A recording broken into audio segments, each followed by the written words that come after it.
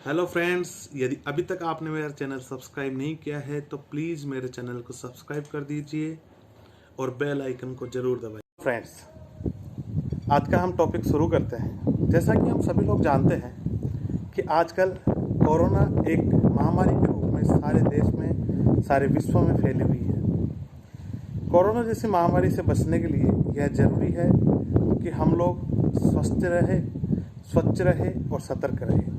इसके साथ साथ हमारे शरीर में यह भी ज़रूरी है कि हमारा शरीर का इम्यूनिटी पावर कितना है।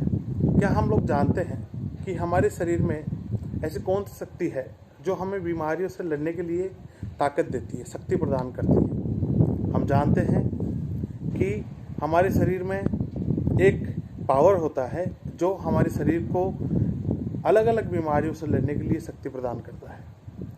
तो हम लोग आज समझते हैं कि ये शक्ति कहाँ से मिलती है। इन सब का जवाब है इम्यूनिटी पावर। इम्यूनिटी पावर ही होता है जो हमारे शरीर में होने वाली बीमारियों से लड़ने के लिए हमें शक्ति प्रदान करता है। आज हम यही जानते हैं कि इम्यूनिटी पावर होता क्या है, ये कितने प्रकार का होता है और ऐसे कौन कौन से कारण हैं जिनकी वजह से हमारे शरीर में इम्यूनिटी पावर कम होता है और ऐसे कौन कौन से कारक हैं जिनकी वजह से हमारा इम्यूनिटी पावर बढ़ता है।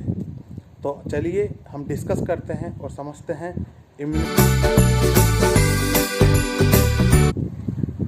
Immunity power. दोस्तों, इम्यूनिटी का हिंदी अर्थ प्रतिरक्षा या रोग प्रतिरोधक क्षमता होता है।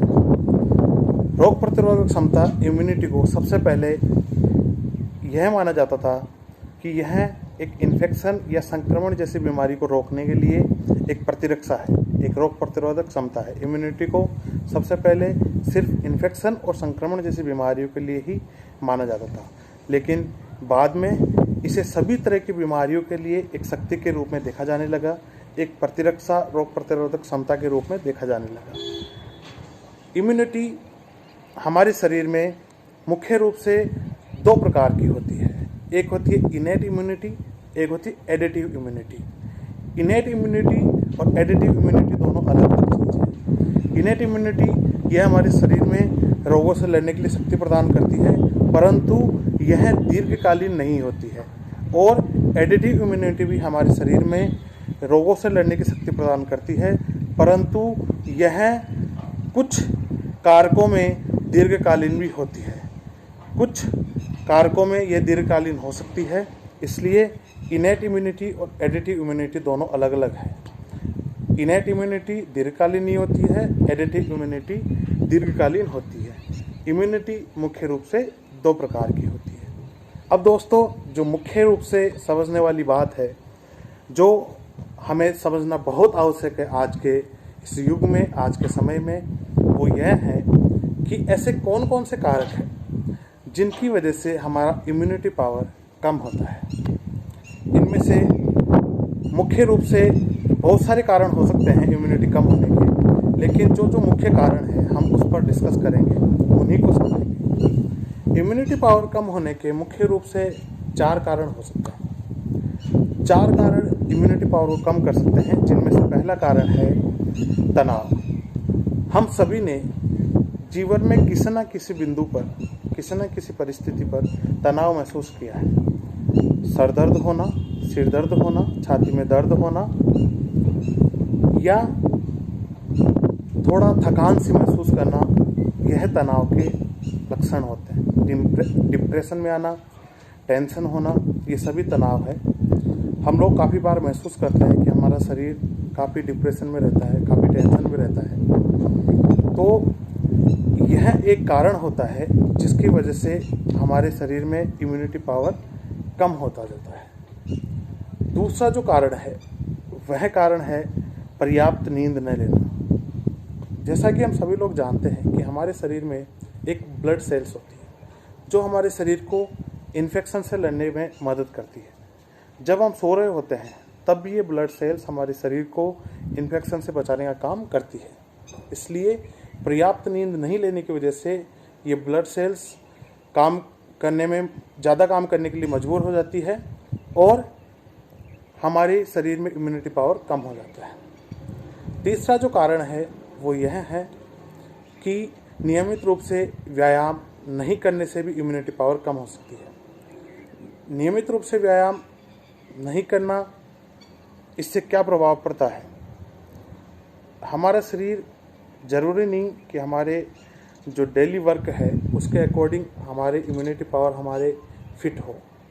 हमारे शरीर के अकॉर्डिंग ज़रूरी नहीं कि हमारी इम्यूनिटी पावर फिट हो। एक अध्ययन में ये पाया गया है कि जो नियमित रूप से व्यायाम करते हैं उनमें एक न्यूट्रोफिल्स नाम की सेल्स शरीर में होती है, और ये न्यूट्रोफिल सेल्स हमारे शरीर में मौजूदा सूक्ष्म जीवों को मारने का काम करती है।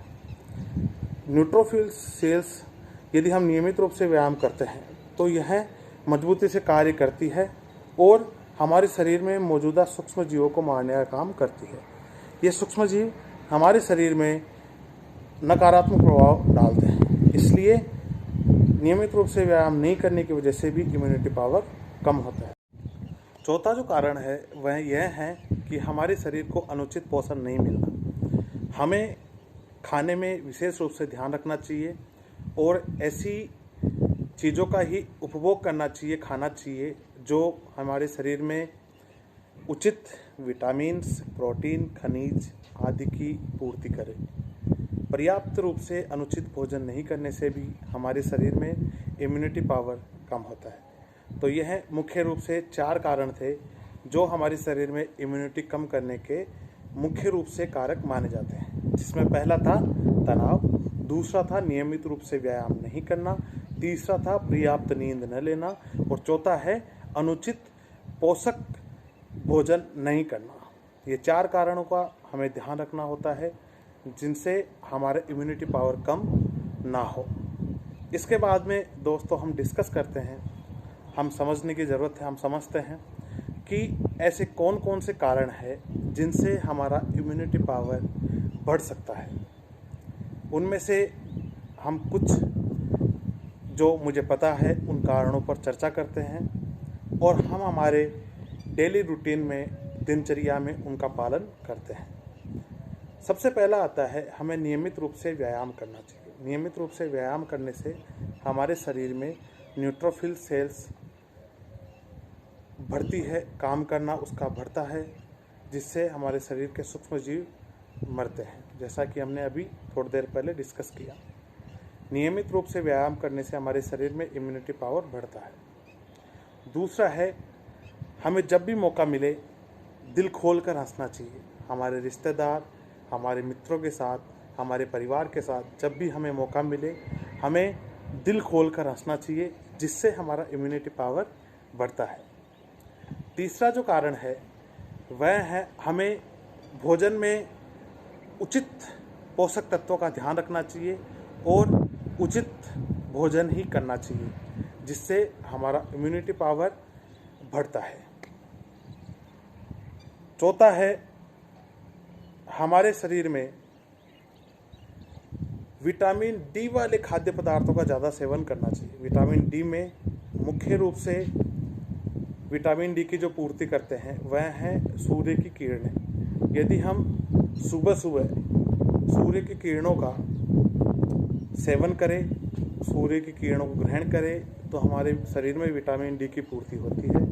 उसके साथ ही डेयरी प्रोडक्ट्स जैसे घी, दही, मक्खन, छाछ, ये सब भी विटामिन डी वाले खाद्य पदार्थ माने जाते हैं। इन सब का सेवन हमें ज़्यादा से ज़्यादा करना चाहिए। हमें पर्याप्त नींद लेनी चाहिए। पर्याप्त नींद लेने से हमारे शरीर में रोग प्रतिरोधक क्षमता बढ़ती है, इम्यूनिटी पावर बढ़ता है और ब्लड सेल्स भी ज़्यादा मजबूती से काम करने में सक्षम होती है। इसके साथ ही हमें धूम्रपान और शराब का सेवन करने से बचना चाहिए।